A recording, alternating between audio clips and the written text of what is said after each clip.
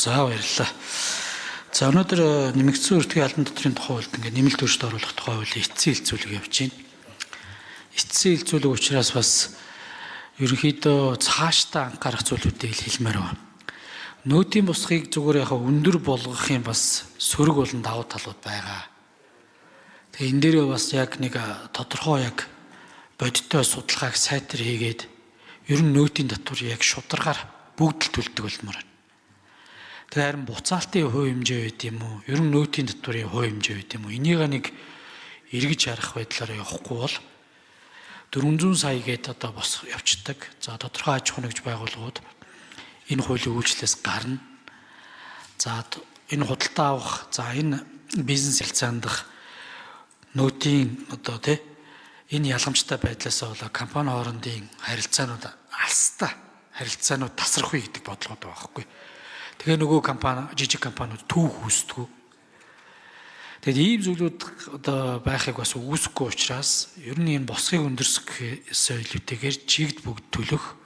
За тэгээ буцаалтын хувь хэмжээнд дээр харин энэ бодлогоо аль хэсэгтээ ямар яаж дэмжиж өгөх вэ гэдэг л ийм суурь зүйл рүүгээ яваасай л гэж одоо бодож одоо энэ одоо асуудлыг хандаасаа гэж хүсэж байгаа. Тэгээ ерөн яг зүгээр энэ удаагийн одоо хуулийн өөрчлөлтийн одоо гол зохицуулт нь ерөн юу орж байгаа вэ? Бас ажлын хэсгийн ахлагч бас нэг тодорхой хэлээч. Би одоо яг зүгээр мэдж байна. Гэхдээ эргээд энэ өнөөдөр бас нэр бүхий гишүүд маань гараад энэ хуулийн хилцүүлгээс өмнө л ингээл мэдээлэлүүд хийгээд байна л та. Одоо ингээл ухарлаа гэд.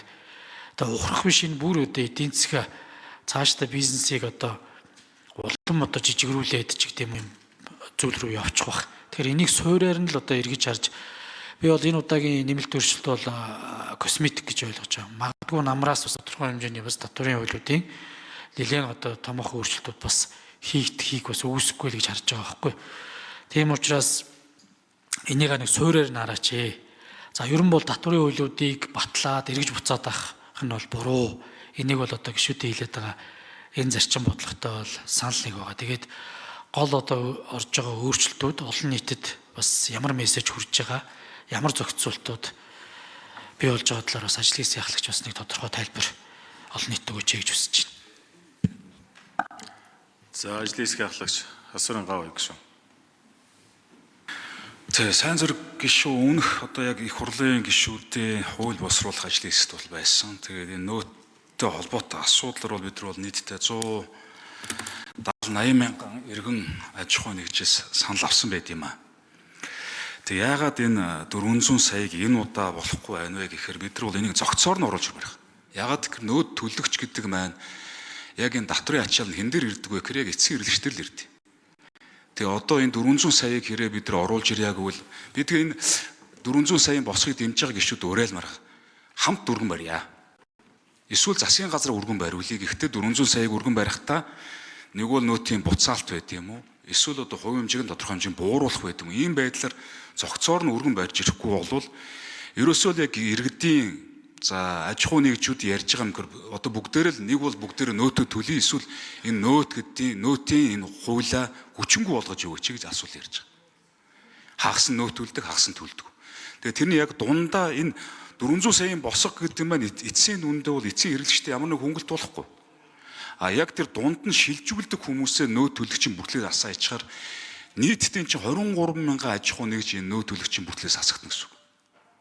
23 мянга гэдэг маань нийт одоо Монгол улсад байгаа нөөт төлөгч 63 мянган 34 баг.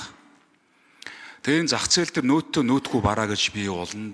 Улам одоо даймжирна. За дээрэс нь бол далд эзэн засаг томорно. Тэгээ дараа жил тэрний дараа жил бид нар төсөвтэй байх уу, татвартай байх уу гэдэг асуудал тавигдана. За мөн одоо бид хэдхэн сарын өмнө одоо шадар сайдаар ажиллаж байлаа. Чөлөө бүсүүдийг хариуцдаг байлаа. Чөлөө бүсэс асар хэмжээний арх тамхи заргадаг.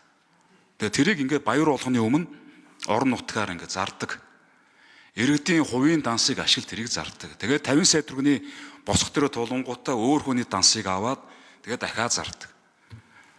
Тэгээ эн чинь бол үндсэндээ тэр архийг бид нар лабораторийн шинжилгээч байхгүй. За одоо нөгөө онцгой татвараач авахгүйгээр ингээ явчихдаг. Тэр энэ нөөт гэдэг маань нөөт төлөгч гэдэг маань эргээгээд тэр бараан тавигдах хяналт, шалгалт, бүртгэл ингээ олон талын эн чинь хяналт бүрэн эн чинь тогтолцооны асуудал байхгүй.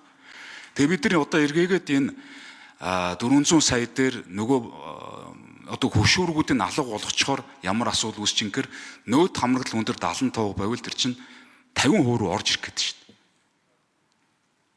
50% рүү орж ирнэ гэдэг маань үндсэндээ бол одоо бидний сайн ярьж байгаа хяналт, шалгалт, энэ далд эзэнс гэдэг бүх асуудал дээр энэ чинь сөрөг үр дагавар авчрах гээд байна. Тийм учраас энэ удаадаа 400 сая бид нар болио. 400 сая таавуухан маань одоо энэ амрын чуулганаар төсөв орж ирэхэд нь оруулж ирээ. Тэгэхдээ буцаалт байд юм уу, хөнгөлт байд юм уу? Яг эцсийн хэрэглэгчд ирдэг тэр хөнгөлт талаас нь харж хагаад ингээд цогцоор нь оруулж ирээч. Тэгэхгүй бол одоо ингээд энэ асуудлууд төр чинь За, зочид танилцуулъя. Шинжлэх ухааны технологийн их сургуулийн хөдөлмөрийн аюулгүй байдал, эрүүл ахуйн болон ашигт малмуулын баяжуулах технологийн ангийг төгсөж буй оюутнууд улсын их хурлын үйл ажиллагаа төрийн ордонд танилцж байна. За, оюутнуудаа сурлагын их амжилт, ажлын өндөр амжилт хүсье өрөөё.